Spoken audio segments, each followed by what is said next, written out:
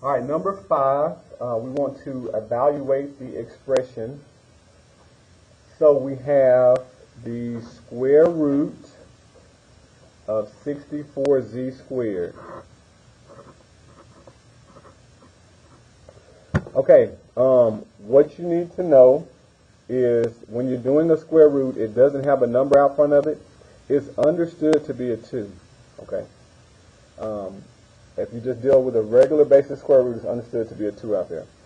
And that is important because when you have exponents, when you have variables that you're dealing with, all you do to simplify those is divide it by the root, the number of the root.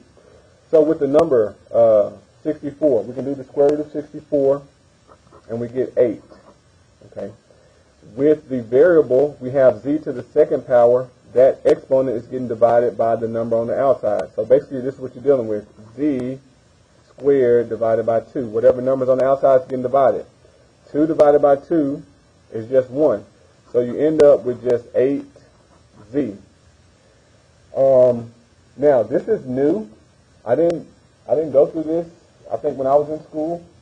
But when you do square root, you got to remember, it could have been negative or positive. Like if you do square root of 4, 2 squared is 4, and negative 2 squared is 4.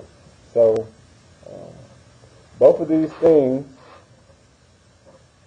are going to give you positive 4. Okay?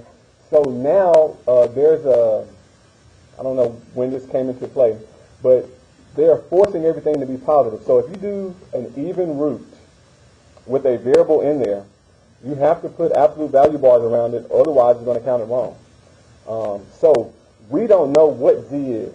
Z could have been 6, okay, or z could have been negative 6. But when we do square root, we're always coming out with a positive number. So we have to tell the computer that this needs to be positive by putting absolute value bars around it. Now, we know that 8 is positive. We can see it. If it was a number that came out negative, it wouldn't work. We couldn't do that already. But when you have variables, you have to put absolute value bars around it.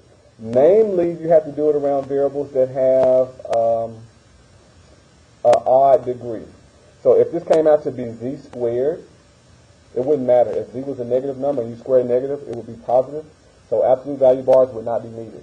But when you do an even root and you have a variable that comes out an odd degree, then you have to put these absolute value bars. Okay.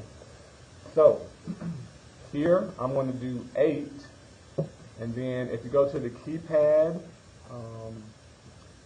the absolute value bars are the second to the last on that row of inequality symbols, open intervals, brackets, etc.